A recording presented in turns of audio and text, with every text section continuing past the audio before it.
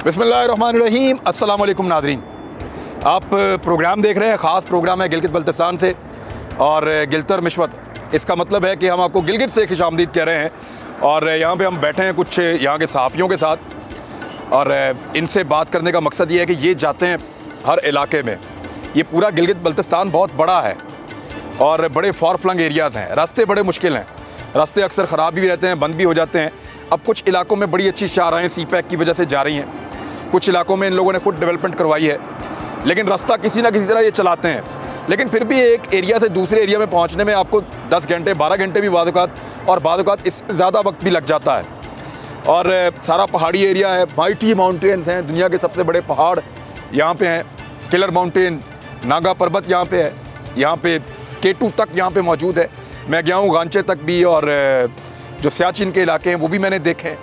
मैं इस तरफ चलास के इलाकों में भी गया हूँ, मैंने हुंज़ा के इलाके भी देखे हैं। मैं गिज़र की जो वादी है क्रोम्बर की, वो बहुत दूर है यहाँ से। मैंने यहाँ लोगों से पूछा तो यहाँ भी कोई एक आधा आदमी गया है, मैं वहाँ तक भी गया हूँ। तो ये बड़े मुश्किल फासले हैं और बड़ी डाइवर्सिटी है। अब 10 से ज़्यादा तो ज़ुबानें यहाँ बोली जाती हैं अलग अलग किस्म की, और एक ज़ुबान दूसरे से बिल्कुल मुख्तलिफ है। उसकी वजूहात भी आपको बताएँगे। मैं यहाँ मौजूद हूँ इंशाल्लाह। ज़बानें क्यों मुख्तलिफ हैं और किस वजह से, और क्यों वो एक दूसरे की ज़बान को पहले नहीं समझते थे, ये सारे फैक्ट्स आपके सामने आहिस्ता आहिस्ता हम रखेंगे। अभी जो सहाफ़ी भाई हैं इनके साथ बैठने का मकसद ये है कि क्योंकि ये बहुत ट्रैवल करते हैं, इस इलाके को बहुत जानते हैं, हर इलाके के लोग इनके पास चल कर आते हैं प्रेस क्लब में, वो इनको अपने मसाइल बताते हैं। तो जब अब इनके साथ बैठेंगे तो गिलगित बल्तिस्तान के मामलात को समझने में, इसकी स्ट्रेंथ को समझने में, इसकी काबिलियत को समझने में, इसकी अच्छी बातों को जानने में, और जहाँ कहीं कुछ कमज़ोरियाँ रह गई हैं, कुछ कोताहियाँ हैं, उनको समझने में हमें आसानी रहेगी। एक ज़बरदस्त रीजन है और मैं बतौर पाकिस्तानी ये कहता हूँ कि अगर पाकिस्तान में आपने गिलगित बल्तिस्तान नहीं देखा तो यू मिस्ड। आपने अपनी ज़िंदगी में एक ज़बरदस्त एडवेंचर मिस किया है। यहाँ ख़वातीन भी बैठी हैं हमारे साथ और ये भी सहाफ़त के फ़राइज़ से अंजाम दे रही हैं, और यहाँ पे हर फील्ड के अंदर ख़वातीन हैं। मैं जब लास्ट टाइम आया था तो मैं गया, वहाँ लकड़ी का काम हो रहा था, ख़वातीन कर रही थी। फिर यहाँ पे इवन इलेक्ट्रिशियन का काम भी ख़वातीन कर देती हैं। तो यहाँ पे कोई इन्होंने ऐसी डिवाइड नहीं रखी। पाकिस्तान का ये वाहिद ऐसा इलाका है जहाँ पे तालीम पे, तरबियत पे और ट्रेनिंग के ऊपर बहुत ज़्यादा तवज्जो दी जाती है, और इन चीज़ों का ये लोग बहुत ख्याल रखते हैं। आप सबका बहुत शुक्रिया कि आप लोगों ने मुझे मौका दिया, आप सबके साथ बैठ के यहाँ बात हो सके। और दूसरा, हमने इस जगह का इंतखाब इसलिए किया, ये तो सामने प्रेस क्लब में मुझे बिठाने लगे थे अंदर ही कमरे के अंदर, तो मैंने इनसे दरख्वास्त की कि बाहर चलते हैं, लोगों को पता चले कि हम कहाँ पे हैं। ये इतना खूबसूरत ये दरिया है, ये दरिया हुंज़ा जी, ये दरिया गिलगित है। इसमें 2 दरियाओं का पानी आ रहा है, एक गिज़र से आ रहा है, गिज़र और गिलगित दोनों का इसमें मिक्स होता है। तो ये पीछे खूबसूरत जो ट्रेडिशनल इनके रवायती यहाँ के दरख्त हैं वो मौजूद हैं। ये दरिया है, दरिया के पानी की हल्की हल्की आवाज़ भी आ रही है। तो बातचीत का आगाज़ करते हैं। मेरे ख्याल में सबसे पहले बात करते हैं इस्लामाबाद या पाकिस्तान की पॉलिटिकल क़यादत की गिलगित बल्तिस्तान के साथ जुड़े रहने की और इनके मामलात के अंदर दिलचस्पी लेने के हवाले से। तो क्योंकि पाकिस्तान तो अपने ही मसाइल में बहुत ज़्यादा रहा, लेकिन इसके बावजूद मैंने ये देखा कि बलूचिस्तान के बहुत सारे इलाकों, मैंने ये देखा इंटीरियर सिंध तकरीबन सारे से ज़्यादा बेहतर, मैंने ये देखा कि जनूबी पंजाब से बेहतर, मैंने ये देखा कि खैबर पख्तूनख्वा से भी इवन बहुत सारे इलाकों से बेहतर यहाँ की डेवलपमेंट, यहाँ का शऊर और यहाँ के लोगों का म्यार ज़िंदगी उन्होंने अपना जो है वो बेहतर किया है। और उसमें इन लोगों का सबसे बड़ा किरदार है, यहाँ की NGOs का बहुत बड़ा रोल है। तो बात शुरू करते हैं, अपना हम तारुफ़ करवाएंगे और उसके बाद बात करेंगे। सर, आपसे सर आगाज़ करेंगे, अपना तारुफ़ आप करवा दें कैमरे में, और मुझे सबसे पहले ये बताएं कि इस्लामाबाद या पाकिस्तान। गिलगित बल्तिस्तान अल्हम्दुलिल्लाह पाकिस्तान है, आप पाकिस्तान का झंडा उठाते हैं और पाकिस्तान के साथ आपने इल्हाक़ रखा, और उसके लिए पाकिस्तान हमेशा आपकी इस जज्बे को कदर की नज़र से देखता है। मुझे ये बताइए कि इस्लामाबाद और पाकिस्तान से ताल्लुकात में ऊंच नीच तो आती रही, ओवरऑल कैसा रहा ये ताल्लुक? शुक्रिया। मंजर शिकरी मेरा नाम है, लोकल मैं जर्नलिस्ट हूँ गिलगित बल्तिस्तान का। यहाँ पे मैं मुख्तलिफ़ चीज़ों को, इवेंट्स को कवर करता हूँ। अगर बात रही आपके, जैसे आपने कहा कि ओवरऑल फेडरेशन और सूबे के दरमियान रिलेशंस, चूँकि वर्किंग रिलेशन थ्रू आउट यहाँ पे बहुत बेहतर रहा है। जो भी यहाँ पे गवर्नमेंट रही है माजी में, 2009 की अगर हम बात करते हैं तो पीपल्स पार्टी की गवर्नमेंट रही, 2015 से जाके ऑनवर्ड जो है वो नून लीग की गवर्नमेंट रही। तो चूँकि फेडरल में जो भी गवर्नमेंट बनती है तकरीबन उसका असर जो है वो गिलगित बल्तिस्तान के इलेक्शन के ऊपर होता है, उन्हीं की हुकूमतें बनती जा रही है। जो पास प्रैक्टिस को अगर हम देखते हैं, समझदारी से वोट देते हैं, तो वो अक्सर ये होता है। और ये पीरियड दरमियान में हमारा 2.5 से 3 साल का पीरियड बन जाता है फेडरल गवर्नमेंट और गिलगित बल्तिस्तान की गवर्नमेंट के दरमियान। तो जो भी गवर्नमेंट बनती है तो वो अपना ताल्लुक जो है मरकज़ के साथ जो है वो बेहतर बनाती है, और वो ज़्यादा से ज़्यादा फ़ंड्स जो है वो गिलगित बल्तिस्तान की तरक्की के लिए फेडरेशन से लेने की कोशिश करती है। वफाक जो है वो वहाँ से कोशिश करके ये लेकर आते हैं। माजी में भी यही हुआ, पीपल्स पार्टी के दौर में भी, फिर अगर डेवलपमेंट सेक्टर में हम बात करें नून लीग के दौर में भी ज़्यादा से ज़्यादा फंड्स यहाँ पर आते रहे हैं। लोग एक्टिविटी जारी रही है। यहाँ का इंफ्रास्ट्रक्चर जो है उस लिहाज से कदरे बहुत बेहतर है मुल्क के दिगर सूबों के जो बैकवर्ड एरियाज़ हैं उनकी निस्बत गिलगित बल्तिस्तान का इंफ्रास्ट्रक्चर जो है वो बहुत डेवलप नज़र आ रहा है। ठीक है सर, और कोई साहब इसके अंदर कुछ ऐड करना चाहें सर? आप अपना तारुफ करवाएं और फिर इसके बारे में बात करें। जी, वजाद नाम है, जनरल सेक्रेटरी हूँ गिलगित प्रेस क्लब का, और उसके साथ ये है कि हम न्यूज़ का ब्यूरो चीफ़ हूँ गिलगित में।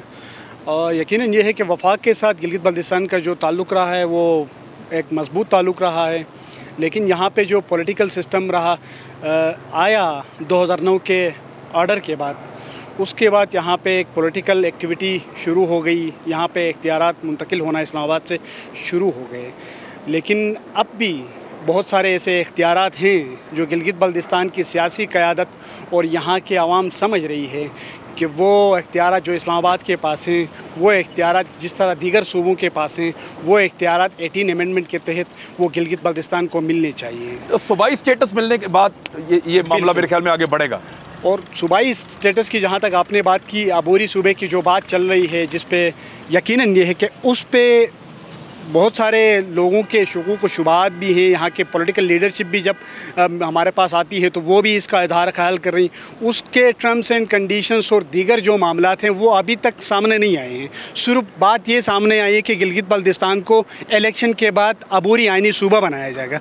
उस सूबे के अंदर किस किस्म के हुकूक दिए जा रहे हैं, किस किस्म की कौमी इदारों के अंदर, नेशनल असम्बली के अंदर, सेनेट के अंदर किस किस्म की नुमाइंदगी दी जा रही है, मुबस्सिर के तौर पर दी जा रही है। फिर उसमें गिलगित बल्तिस्तान के जो सबसे बड़ा स्टेक होल्डर है आवाम है, आवाम का क्या फ़ायदा होने जा रहा है, उसमें सीपेक के अंदर गिलगित बल्तिस्तान को क्या मिलने जा रहा है, और उसके साथ यहाँ पे जो लोगों की जो लिविंग स्टैंडर्ड है, क्योंकि यहाँ पे निजी सेक्टर ना होने के बराबर है, जितना भी सब कुछ है डिपेंडेंट है वो गवर्नमेंट सेक्टर के ऊपर है।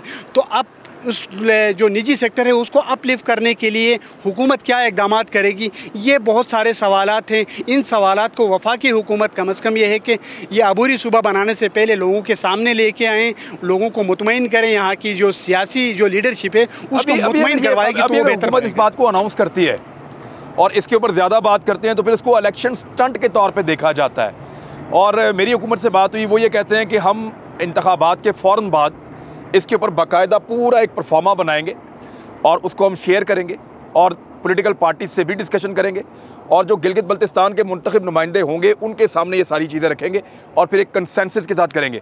प्रॉब्लम इज़ कि ये गिलगित बल्तिस्तान क्योंकि कश्मीर के साथ जोड़ा जाता है आलमी सतह पे, तो जब भी इस तस्वाबे राय होगा तो उसमें भी आपको मौजूद रहना है।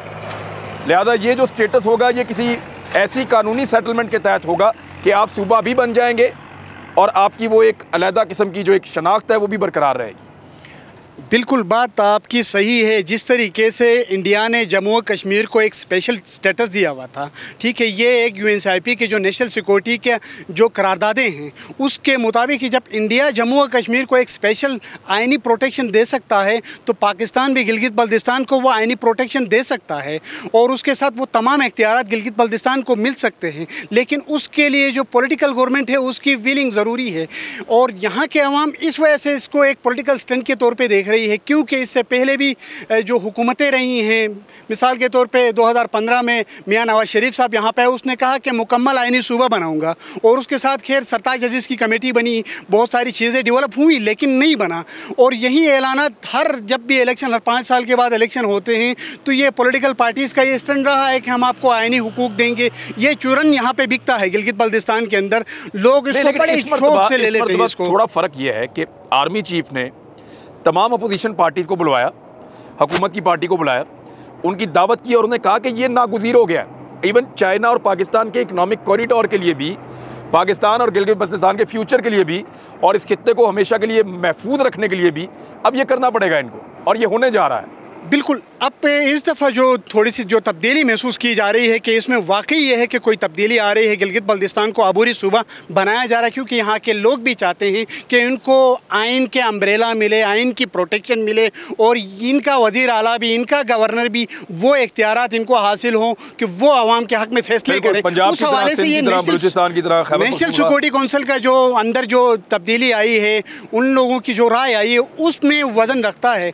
ओवरऑल अगर पॉलिटिकल पार्टीज़ का देखेंगे तो ये जो चीज़ें हैं, ये आइनी अबूरी सूबे का, आइनी सूबे का, आइनी हुकूक का, ये पिछले तकरीबन ये है कि 3 दहाइयों से ये सिलसिला चलता रहा है कि हम आपको आइनी हुकूक देंगे, आप हमें वोट दे देंगे। इस वजह से आवाम के अंदर अभी भी शशोपंज है। और दूसरी बड़ी बात फिर वही कि यहाँ पे वो टर्म्स एंड कंडीशंस और वो तमाम चीज़ें अभी तक सामने नहीं आई हैं, जिसकी वजह से आवाम के अंदर शुकूक व शुबात पाए जाते हैं। हम अभी और चीज़ों पर बात करते हैं।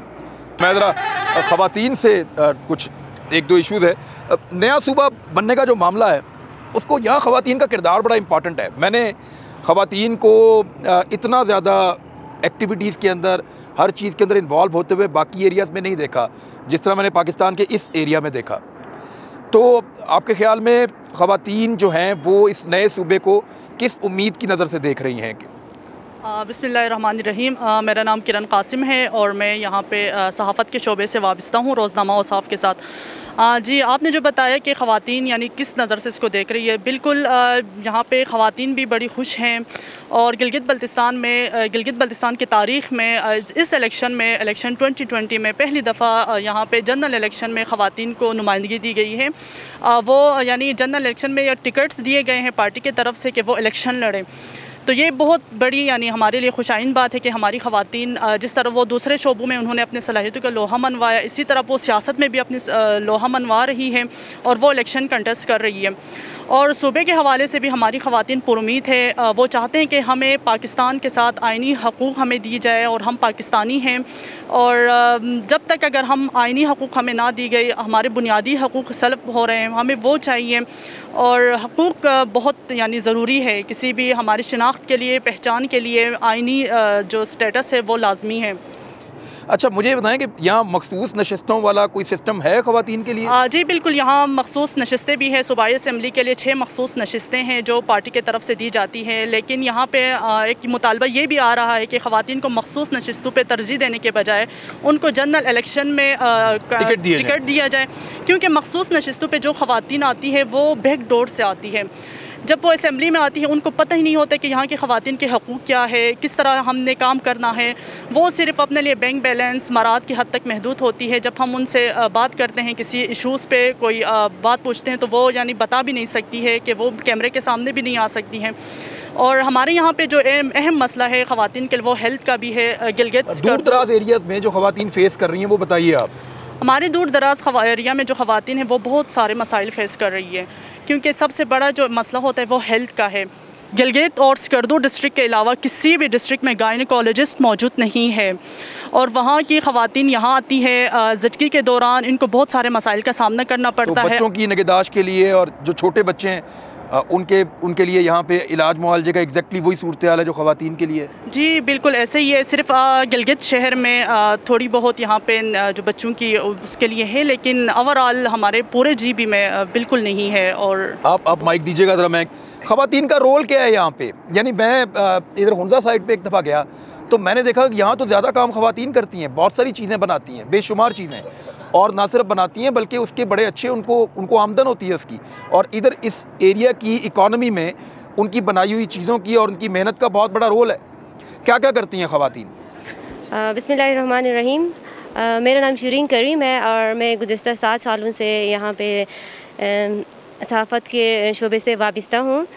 और हमने यहाँ पे पीपल्स पार्टी का दौर भी देखा है, नून लीग का दौर भी देखा है। जो आपका सवाल है उसको मैं इस तरह जवाब देना चाहूँगी कि बिल्कुल यहाँ पे ख़वातीन जो हुंजा की आपने बात की है, वहाँ की ख़वातीन बिल्कुल एक्टिव हैं, उन्होंने तालीम हासिल की है और मुख्तलिफ़ शोबे में वो बिल्कुल आ चुकी हैं, वो काम कर रही हैं। लेकिन ये कि उनका जो काम है उनको वो यानी उनको वो पैसे नहीं मिलते जितना वो मेहनत कर रही हैं। वो मेहनत करती है उसकी प्राइस उनको उतनी नहीं मिलती जी बिल्कुल, जितना मिडल मैन ले जाता है। जी मिडल मैन का इसमें ज़्यादा हाथ है और तो फायदा तो यहीं के है ना। नहीं फ़ायदा तो ख़वातीन को नहीं मिल रहा ना, ख़वातीन को नहीं मिलता। मेहनत ख़वातीन करती हैं तो मेरे ख्याल से जो मेहनती ख़वातीन हैं उनको डायरेक्टली मिलना चाहिए। वैसे मैंने यहाँ ये देखा है ख़वातीन जो हैं वो कल शाम तक मैं देख रहा था कि इंडिपेंडेंटली अकेली मूव करती हैं।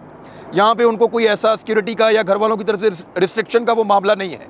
कोई पाबंदियाँ ख़वातीन के ऊपर बहुत बड़ी मैंने यहाँ पे महसूस नहीं की, ख़ास तौर पे यहाँ गिलगित के एरिया में और कुछ और एरियाज़ में भी। तो ख़वातीन अपनी चीज़ों को खुद सेल करने की तरफ क्यों नहीं आती? बिल्कुल उनके लिए एक अपॉर्चुनिटी नहीं है, मार्केट नहीं है तो वो कहाँ पे सेल करेंगी। उनको अपॉर्चुनिटीज़ नहीं मिल रही है। जो बिज़नेस में है, जो कारोबार कर रही हैं, मुख्तलिफ शहद का कारोबार करती हैं, जो लोकल एम्ब्रॉयडरीज बनाती हैं, तो उनमें ख़वातीन को वो मार्केट मुहैया नहीं। वूल का बहुत अच्छा काम करते हैं यहाँ पे, वूल का ये जो जी बिल्कुल चादरें और बिल्कुल वो हाथ से बनाई चीज़ों के काफ़ी यहाँ पे चीज़ों का डिमांड भी है और बाहर कंट्रीज़ में है। लेकिन वो हमने कई दफ़ा ख़वातीन से इंटरव्यूज़ भी किया है तो वो यही इशू बता रही हैं कि उनको जो हक़ है वो उनको नहीं मिलता है। मुझे ये बताएं कि एक खातून अगर कोई चीज़ 100 रुपये में बना रही है, बिल्कुल, वो तो उनको उसका कितना हिस्सा मिलता है अब अंदाज़न? मेरे ख्याल से उसको मिलेगा कोई 10 से 20। यहाँ मार्केट में अगर एक चीज़ 100 रुपए की बिक रही है तो खातून को उसमें से 10 या 20 रुपीज़ मिल रहे हैं। बिल्कुल ये जुल्म तो हो रहा है ना। यानी बीच में से 80 रुपए 90 रुपए जो है वो मिडल मैन बिल्कुल वो कमा लेते हैं। गाँव के लोग या इधर बाजार के लोग ये कमा लेते हैं। तो फिर जो सयाह है उनको ये मशवरा क्यों ना दिया जाए कि वो डायरेक्टली जाएं, जिन इलाकों में चीज़ें बनती हैं वहाँ से परचेज़ करें?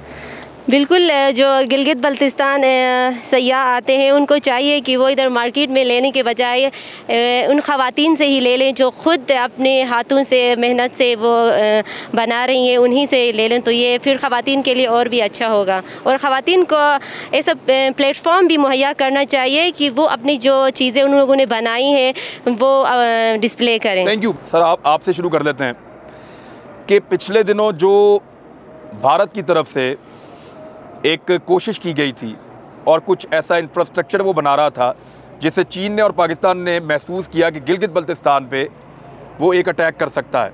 इधर आ जाएं। गिलगित बल्तिस्तान पे वो एक अटैक कर सकता है और सिचुएशन जो है वो एक जंग की तरफ जा सकती है। तो उस सारी चीज़ को गिलगित बल्तिस्तान के अवाम और यहाँ के सहाफ़ियों ने कैसे लिया? क्योंकि उसके बाद आपने देखा कि गालवान में क्या हुआ, उसके बाद चीन और इंडिया के बीच में क्या हुआ। पाकिस्तान ने अपनी जो सकर्दू एयरबेस है उसको दोबारा से प्रॉपर रीएक्टिव किया और वहाँ से जो है वो तैयारी कर ली थी जंग की।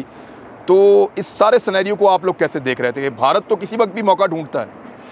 जी बिल्कुल, ये गुज़िश्ता दिनों जो वाक़यात हमारे नज़रों के सामने से गुज़रे, भारत का जो रवैया था, तो दूसरी तरफ गिलगित बल्तिस्तान के ग्राउंड में हमने रिपोर्टिंग की और हमने मुख्तलिफ़ अज़ला में देखा पाकिस्तान के हक़ में बाकायदा तौर पर आवाम की तरफ से यहाँ बड़ी रैलियाँ निकाली गई और भारत के जो हथगंडे वो इस्तेमाल कर रहा था उसको बाकायदा तौर पर गिलगित बल्तिस्तान के तमाम अज़ला से रैलियों के ज़रिए उसको मुस्तरद किया गया।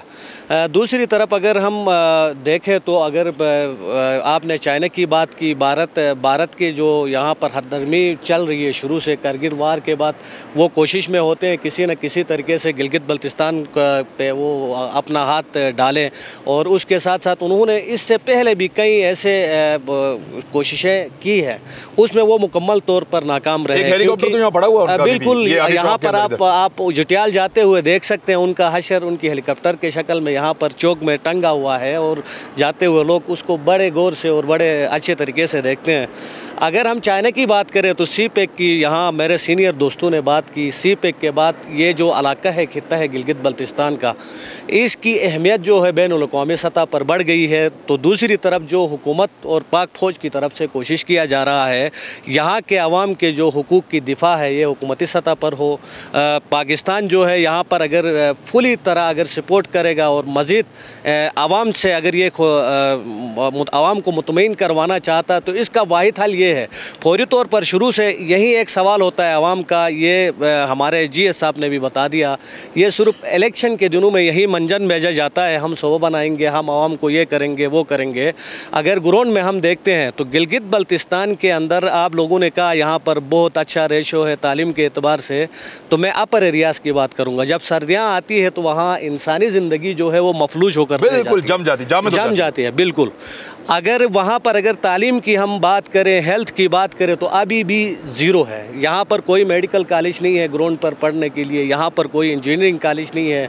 यहाँ पर अगर हमारे अपर एरियाज़ में जाके देखें तो वहाँ पर इंसानी ज़िंदगी जो है इतनी मुतासिर हो रही होती है। वहाँ पर मेडिकल की फैसिलिटी नहीं है, तालीम की फैसिलिटी नहीं है। अगर NGOs काम करती हैं, गवर्नमेंट की वो एक्सेस उस तरह से नहीं, बिल्कुल इतनी नहीं है। NGOs भी वो खाना पूरी हम आप कह सकते हैं, आप ग्राउंड में जाके देखें, वो कुछ दिखाते कुछ और हैं, ग्राउंड में करते कुछ और हैं। ये बड़े बड़े होटलों में बैठ के वो यहाँ पर कॉन्फ्रेंसेस करवाते हैं, मामलात करते हैं, ग्राउंड में आवाम के पास जाकर उनके बुनियादी चीज़ों पर वो देखने की कोशिश नहीं कर रहे होते हैं, काम करने की कोशिश नहीं कर रहे होते हैं। तो अभी जो ये इंडिया का था तो जज्बा लोगों का वही था? नहीं, उससे बढ़ के था। इंडिया को बाकायदा तौर पर यहाँ से रैलियों के ज़रिए से उसको बताया गया हम पाकिस्तानी हैं, पाकिस्तानी थे, पाकिस्तानी रहेंगे। Thank you. तो नाज़रीन, अब CPAC पे चढ़ते हैं, ज़रा अपनी गाड़ी को वहाँ ले जाते हैं बातचीत करते करते। तो CPAC को अब बलूचिस्तान के लोग तो, क्योंकि वहाँ पे जाके CPAC का इख्तिताम हो जाएगा, वहाँ जाके वो आखिरी किनारा आएगा जहाँ गवादर है। मैं उधर भी गया हूँ, वो बहुत खूबसूरत इलाका है, बड़ा ज़बरदस्त। अब CPAC यहाँ से आपके गिलगित बल्तिस्तान में से गुजर रहा है और गुजर के आपके डैम्स जो नए बन रहे हैं उनके किनारों से गुजर रहा है। यहाँ इंडस्ट्री लगी है, उसके पास से गुजरता हुआ नीचे उतरेगा खैबर पख्तूनख्वा, पंजाब, और फिर बलूचिस्तान, सिंध, और फिर पहुंच जाएगा गवादर तक। CPAC को यहाँ के लोग किस तरह देख रहे हैं? मेरा नाम फ़हीम अख्तर है और मैं गिलगित बल्तिस्तान का रोज़नामा औसाफ एडिशन का मैं ब्यूरो चीफ़ हूँ। इसके अलावा फ्रीलांसिंग में काम करते हैं। जहाँ तक ये CPAC का ताल्लुक़ है, गिलगित बल्तिस्तान के लोग इस चाइना पाकिस्तान इकनॉमिक कॉरिडोर के मंसूबे को उसी तरीके से समझते हैं जिस तरीके से पूरा पाकिस्तान इसको एज ए स्टेट इंटरेस्ट देखता है। लेकिन जब बात गिलगित बल्तिस्तान के मकामी तौर पर यहाँ पर होने वाले सरगर्मियों और गिलगित बल्तिस्तान के मफादात के ऊपर आती है तो बशमूल हम अभी तक इस बात को क्लियर नहीं कर पाए हैं कि गिलगित बल्तिस्तान के लिए basically China Pakistan economic corridor है क्या। अभी गुज़िश्ते दिनों यहाँ पर अली मीन गंडापुर साहब का खिताब था, उन्होंने कहा कि आप जाके मकबून दास पे जाके देखें, हमने वहाँ पर इकनॉमिक जोन बना दिया है। और आप आज मेरे साथ आ जाएं, मैं आपको दिखाता हूँ, वहाँ पर कोई इकनॉमिक जोन नहीं बना है। कागज़ों में बना होगा अभी? कागज़ों में भी शायद, पता नहीं। और कागज़ों में भी हमारे पास अभी तक ब्लैक एंड वाइट में कोई भी चीज़ यहाँ पर नहीं आई है। चाइना पाकिस्तान इकनॉमिक कॉरिडोर की जितनी JCC मीटिंग्स हो गई हैं उनके बाद में मुख्तलिफ ब्रीफिंग्स में गिलगित बल्तिस्तान को मुख्तलिफ किस्म के वो हवाई बातें उनको यहाँ पर सुनाई गई कि जनाब ये मनसूबा वहाँ पर अप्रूवल हो गया, ये मनसूबा वहाँ पर अप्रूव हो गया, इसकी ये वाली अप्रूवल मिल गई, इसकी एडमिन अप्रूवल मिल गई, और यहाँ पे इतने मेगावाट के बिजली के मनसूबे मंजूर हो गए। लेकिन जब एक हुकूमत का पूरा मरहला गुजर के उसका टेन्योर अख्ताम पे हो गए, बाद में हम जो दोबारा जब उस चाइना पाकिस्तान इकनॉमिक कॉरिडोर की सूरत हाल को देखते हैं तो ये वहीं पर हैं जिस वक्त 2013 में इसके आगाज़ में बातचीत हो रही थी। तो दूसरी जानिब गिलगित बल्तिस्तान आप जिस तरीके से देख रहे हैं, आपके बिल्कुल अकब में दरिया का ये पानी का एक ज़ख़ीरा है। आपके दूसरे अतराफ़ पे आप देखेंगे तो आपको पहाड़ मिलेंगे, इन पहाड़ों पे फ्लोरा फाना दुनिया किस्म के आपको नबातात, हर किस्म की यहाँ पर चीज़ें आपको कुदरती प्रोडक्ट्स आपको यहाँ पर मिलते हैं। अब चाइना पाकिस्तान इकनॉमिक कॉरिडोर का जो एनवायरमेंटल पहलू है उससे गिलगित बल्तिस्तान की सारी सूरत हाल को इंतहाई ख़तरात लाहक हैं। लेकिन अभी तक इन तमाम चीज़ों को हल करने के लिए, इनका एक सोल्यूशन दिखाने के लिए ब्लैक एंड वाइट में कोई भी चीज़ लेकर यहाँ हमारे सामने नहीं आए हैं। तो भाई, लेकिन जो देखें, बहुत बड़ी बड़ी दुनिया की तजारत गाहें हैं, ऐसे रास्ते बने हुए हैं जैसे कनाडा और अमेरिका के बीच में बहुत बड़ी तजारत होती है, यूरोप की तरफ बहुत सारी ऐसी शाहराएँ जाती हैं, उन शाहराओं के आसपास ऐसा बंदोबस्त किया जाता है कि इन्वायरमेंट की प्रोटेक्शन हो। मिसाल के तौर पे इन सड़कों के मुआहिदों के अंदर पाकिस्तान में शिक शामिल होता है कि यहाँ पे जो मकामी दरख्त हैं वो लगाए जाएंगे। तो इस किस्म की कोई एक्टिविटी आप देख रहे हैं कि यहाँ पे कुछ प्लांटेशन हो रही हो लोकल सतह पे? सर, गालिबन JCC की जो 6ठी मीटिंग थी वहाँ पर, उसकी मीटिंग के बाद गिलगित बल्तिस्तान के हवाले से जो गुफ्तगू हुई थी उसमें एक न्यू टर्म यहाँ पर हमें सुनने को मिली थी, ग्रीन सिटी के नाम से। वो टर्म वहीं पे पड़ी हुई है, उसके अलावा इसके ऊपर कोई किसी भी किस्म का काम नहीं हो सका है। कटाई तो नहीं हो रही यहाँ पे? सर, वो तो एक अलग एक चैप्टर है, डिफॉरेस्टेशन हो रही है। हो रही है, हो रही है या खुलम खुला हो रही है? तकरीबन आप कह सकते हैं खुलम खुला हो रही है, क्योंकि बड़े बड़े वो जो लश ग्रीन जंगल थे वो इस वक्त तकरीबन बयाबान बने हुए हैं, सहरा में वो तब्दील हो रहे हैं। तो एक तरफ हमें ये वाले हुकूमतों ने इस तरफ तवज्जो नहीं दिया, हुकूमतों ने उस तरफ तवज्जो भी नहीं दिया है। ये तो आपका इलाकाई सब्जेक्ट था, लोगों को रोकना चाहिए था, आपको गाइड करना चाहिए था, यहाँ की हुकूमतों को जोर लगाना चाहिए था कि जंगलात को बचाएं। बस ये गवर्नमेंट्स की हमारी प्रायोरिटीज़ में ये चीज़ें नहीं है बेसिकली, जिसकी वजह से वो इन चीज़ों की तरफ देखते भी नहीं है। और इनको सिर्फ जिस तरीके से आपको पता है कि NGOs लाके एक बनाया हुआ एक ड्राफ्ट इनके हाथ में देते हैं कि आपने इसको कानून बनाना है, तो वो उसको पास करा के अपना वो कहते हैं कि हमने ये वाला एक्ट पास कराया है। बेसिकली ग्राउंड में इन चीज़ों की आप जाके ढूंढेंगे तो आपको इस किस्म की चीज़ें नहीं मिलेंगी। एनवायरनमेंट यहाँ पे प्रायोरिटी नहीं रहा, एनवायरनमेंट कभी भी प्रायोरिटी नहीं रहा है। अच्छा, अब मैं ये जानना चाहता हूँ कि इमरान खान साहब ने एक खैबर पख्तूनख्वा में तो बहुत ज़बरदस्त किया, पंजाब में भी हम देख रहे हैं कि कुछ जंगल लग रहे हैं, प्रोटेक्शन हो रही है, पहले से मुश्किल हो गया जंगल काटना, तो यहाँ वो चीज़ नहीं पहुँची, ना उनका वो बिलियन ट्री सुनामी वाला कोई मंसूबा इस तरफ को आया, ना यहाँ पे दरख्त लगे और ना यहाँ पे उनकी जो प्रिजर्वेशन है उसके ऊपर कोई काम हुआ। इमरान खान साहब की जानिब से जो इनिशिएटिव्स लिए गए हैं उनमें से उनका आगाज़ उनको गिलगित बल्तिस्तान तक तोसी दी गई है और 2-3 बार यहाँ पर मुख्तलिफ़ किस्म के मुहिम शुरू किए गए प्लांटेशन के हवाले से, लेकिन ये बिल्कुल ही इनिशियल फेज़ है। इस पर हम नहीं कह सकते हैं कि इसकी नताइज क्या निकलेंगे, क्योंकि यहाँ पर जिस तरीके से डिफॉरेस्टेशन का जो मामला है, जब तक उसको रोका नहीं जाएगा तो ये सारे आपके जितने आपने पौधे लगाएंगे ये सारे उसका शिकार हो जाएंगे। अब यहाँ पर कानूनी तौर पर उसका बहुत बेहतरीन हल मौजूद है। कानून ने उसमें मेंशन किया हुआ है कि किस किस्म का दरख्त काटना चाहिए, किस किस्म के दरख्त को नहीं काटना चाहिए, और अगर आप एक दरख्त काटते हैं तो उसके बदले में अपने माहौल को बराबर करने के लिए आपने क्या लगाना चाहिए, कानून में मौजूद है, लेकिन अमल दरामद का इशू है। तो जो आने वाली गवर्नमेंट है उससे गुजारिश है कि वो ये वाला काम तो करे यहाँ पे, क्योंकि इस सारे रीजन का हुस्न जो है वो इन पहाड़ों से है, दरियाओं से है, और यहाँ के जो फ्लोरा फाना, जो यहाँ के लोकल दरख्त हैं, पौधे हैं, उनसे है, यहाँ के बागात से है, सेब यहाँ पे बहुत होता है और दीगर दरख्त भी होते हैं। तो मैं भाई आपको ज़रा माइक देते हैं और अपना तारुफ आप करवाएं, फिर आपसे मैं सवाल पूछता हूँ। मेरा नाम ज़ुहैब अख्तर है और मैं जियो न्यूज़ के लिए कैमरामैन और असिस्टेंट रिपोर्टर के तौर पे काम कर रहा हूँ। अच्छा ज़ुहैब भाई, ये बताएं कि यहाँ के मकामी लोगों ने, अभी आपके साथी बता रहे थे कि CPEC में जो वादे हैं वो पूरे होते हुए नज़र नहीं आ रहे, मकामी लोगों की एक्सपेक्टेशंस पे बात करें, ये बताएं कि उन्होंने क्या सोच रखा है कि CPEC से हमें ये मिलेगा, ये मिलेगा, ये मिलेगा, ये वो फ़ायदे हैं जो CPEC से हमें मुंतकिल होने चाहिए। यहाँ पे असल में लोगों की जो परसेप्शन ये है कि लोग ये चाहते हैं कि यहाँ पे अनएम्प्लॉयमेंट बहुत ज़्यादा है। लोग ये सोच रहे हैं कि अगर CPEC यहाँ से, जिस तरह से ये इलाका गेटवे कहलाता है CPEC के लिए, तो अगर यहाँ से ये CPEC का बाकायदा आगाज़ होगा तो एक तो ये कि जॉब क्रिएशन होगी, लोगों की जो एक यहाँ पे बेरोज़गारी है। जॉब्स की आप तवक्को कर रहे हैं? यहाँ पे असल में लोगों की परसेप्शन ये है कि क्योंकि प्राइवेट सेक्टर यहाँ पे है नहीं, तो पिछले दिनों साबका हुकूमत में जो साबका CM थे उनकी एक स्टेटमेंट भी आई थी कि हम हर किसी को गवर्नमेंट जॉब अप्लाई नहीं जॉब नहीं दे सकते, तो लिहाजा जो नौजवान है वो बिज़नेस करें, कारोबार की तरफ, टेक्निकल एजुकेशन की तरफ। बिल्कुल ऐसे ही है। तो इसी तरीके से अभी बहुत सारे ऐसे सेक्टर्स हैं जो यहाँ पे आना बाकी हैं। जिस तरीके से अभी थोड़ी देर पहले बात हुई कि यहाँ पे जो लिटरेसी रेट की अगर बात की जाए तो 98% यहाँ का लिटरेसी रेट है, लोग एजुकेटेड हैं, लेकिन यहाँ के लोगों के, ये याद रखिएगा, ये पाकिस्तान में कहीं नहीं है जी, लेकिन यहाँ पर जो है लोगों के लिए अपॉर्चुनिटीज़ नहीं है। अब आप देख लें कि कोई एक मिसाल के तौर पर एक इंजीनियरिंग का स्टूडेंट है, यहाँ पे आता है, यूनिवर्सिटी से फारिग होता है, उसके लिए कोई अपॉर्चुनिटी यहाँ पर नहीं है।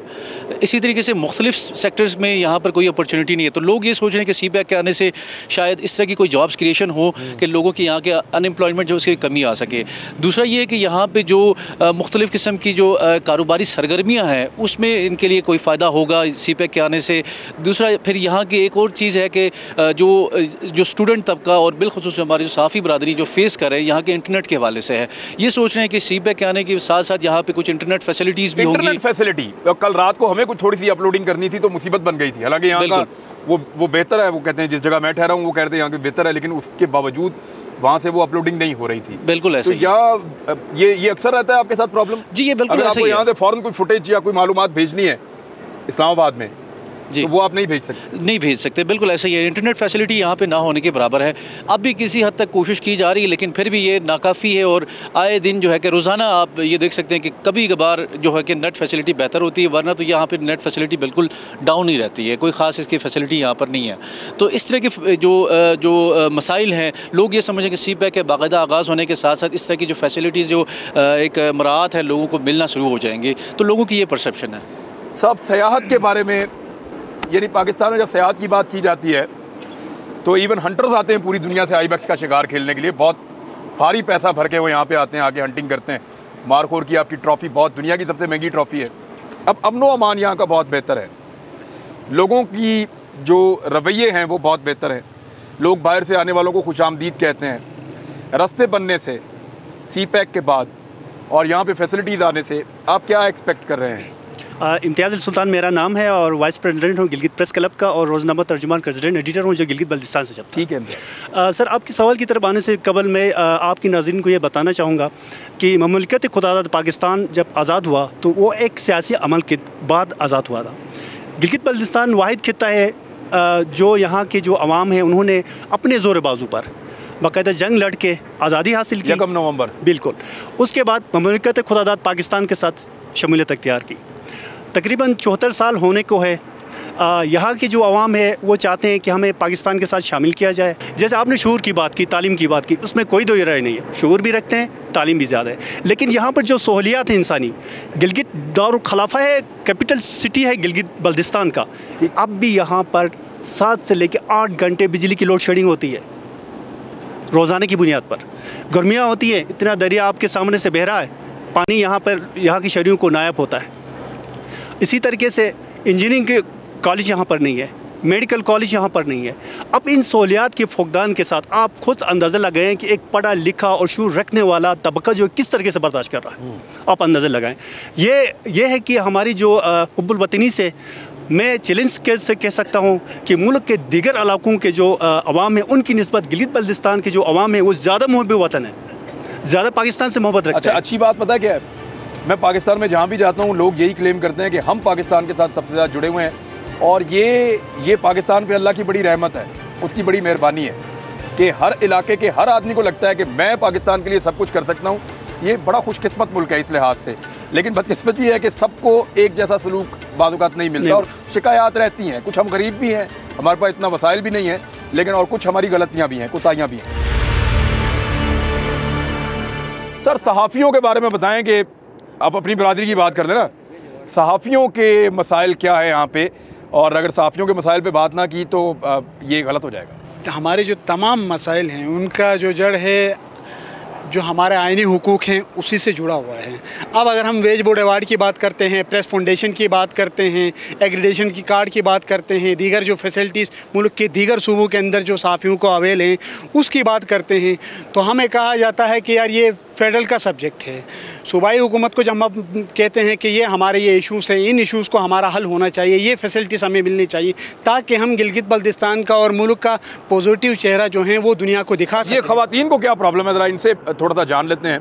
सहाफ़त के मैदान में यहाँ ख़वातीन वैसे कितनी बड़ी तादाद में पूरे गिलगित बल्तिस्तान रीजन? सहाफ़त के मैदान में अगर हम बात करें तो गिलगित बल्तिस्तान के हवाले से तो हमें मायूसी होगी, क्योंकि पूरे गिलगित बल्तिस्तान में सिर्फ हम 2 फीमेल जर्नलिस्ट यहाँ पे काम कर रही हैं।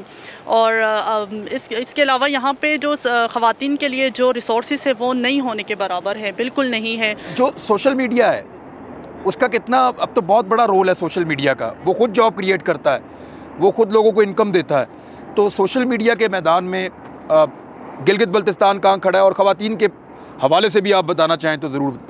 मेरे ख़्याल से सोशल मीडिया पे भी जो है मेल का ज़्यादा है, ख़वातीन के लिए ऐसे कोई ऐसा मतलब प्लेटफॉर्म भी नहीं है और वो ख़वातीन भी इतने आगे नहीं हैं। इसके अलावा मैं सहाफ़त की बात करूँगी। यहाँ पे जो सहाफ़त में ख़वातीन मतलब आती तो हैं, हमें लोग कहते हैं कि ख़वातीन यहाँ पे क्यों नहीं है, यहाँ पे आती हैं लेकिन उनको वो पैकेजेस नहीं मिलते, तो इस वजह से वो मायूस होकर यहाँ से चली जाती हैं। तो हम यहाँ पे हैं तो हमें भी काफ़ी इश्यूज़ का सामना करना पड़ता है। जी नाज़रीन, ये गिलगित बल्तिस्तान से एक स्पेशल एपिसोड मैंने आपकी खिदमत में पेश किया और बड़े मेहमान नवाज लोग हैं ये, इन्होंने मुझे सबसे ऊंचे पत्थर पे बिठाया था लेकिन ये पत्थर इस तरह का है कि मैं अपनी एड़ियाँ फंसा के लगातार बड़ी मुश्किल से, मैं अभी जब उतरूँगा तो आप ये पत्थर देख लीजिएगा, बड़ी मुश्किल से ये मैंने 1 घंटा गुजारा है और आपके लिए यहाँ से इनकी कीमती राय इकट्ठी की है। मेरे ख्याल में सहाफ़ी ब्रिज होते हैं हुकूमत और अवाम के बीच में, तो यहाँ की अवामी मसाइल हुकूमतों तक पहुँचाने के लिए इनसे बेहतर आवाज़ कोई नहीं है। ये आवाज़ हमने पहुँचा दी, उम्मीद करते हैं कि इस आवाज़ के ऊपर अमल दरामद भी होगा। अपना ख्याल रखिएगा और मेरी तरफ से यहाँ गिलगित बल्तिस्तान से इस प्रोग्राम के लिए अल्लाह हाफ़िज़। ये पत्थर देख लें आप।